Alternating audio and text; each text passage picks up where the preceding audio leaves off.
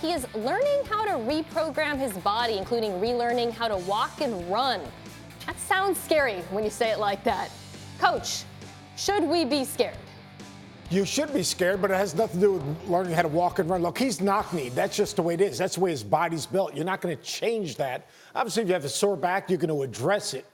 You should be concerned because when you're 278 or 285 pounds at 6'6", and you're playing in the NBA with a 24-second clock and you're running up and down, changing directions, jumping as high as he jumps, I don't care if you're in condition, his weight and the grind that it's going to take on his body is not built for an NBA season, and eventually it will break down because the mass on his joints and the rest of his body just will not hold it. It's just physically impossible. And you do need to be physically almost perfect if you're going to have that type of weight.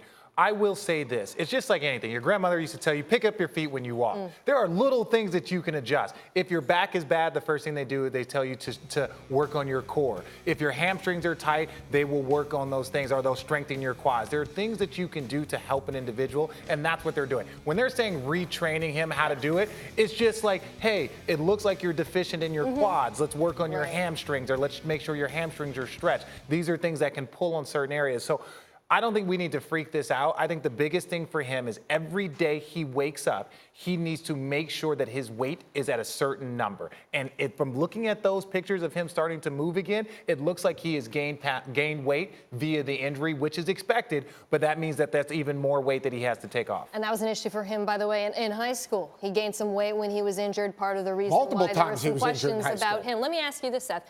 Long-term concerns, in 10 years, is this going to be an issue? Yeah, I don't see him as a 10-year player. Look, I love Zion Williamson. I love how hard he plays. I love the type of teammate he is. I love the enthusiasm he brings. His athleticism is freakish. But his body, and like you can be in condition and be overweight. Until he gets that, and I'm not sure how much weight he can lose, the grind of the NBA on his body type, on his joints, on the way he plays, I can't see him being a 10-year NBA player. And I repeat myself, every single day he wakes up, it needs to be focused on keeping his body at a certain weight. Charles Barkley said that when he got too big, and all of a sudden Moses Malone and these guys were like, hey, this is how you have to take Would care you of put your him on body. a pitch count? 100%. You have Minutes to. and games? Yes. At this point in time, and like As a 20-year-old? it doesn't matter if he's 20 or 40. Like, you want to do what's best for this kid, and not playing him 80 games for 38 minutes a night. That'll give him 7 years. If you give him 65 games, no back-to-backs, and then you put him in a position to play 30 minutes, now that man might be able to play 10, 12 years. All right, well, let's talk load management. So this season, Pelicans not a lot to play for. Do you bring him back? Yes, I think you can. I think you can bring him back because I think that's what the fans want to see. I think he wants to play, and if he's able to play by January at some point in time, then yes, that's a lot of basketball that you want to develop around the young guys.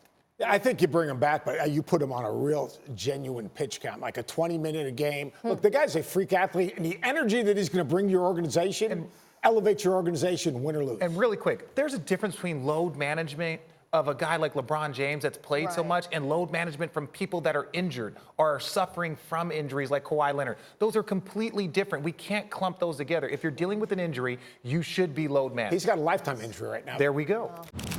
Thanks for watching ESPN on YouTube. For more sports, highlights, and analysis, be sure to download the ESPN app. And for live streaming sports and premium content, subscribe to ESPN Plus right now.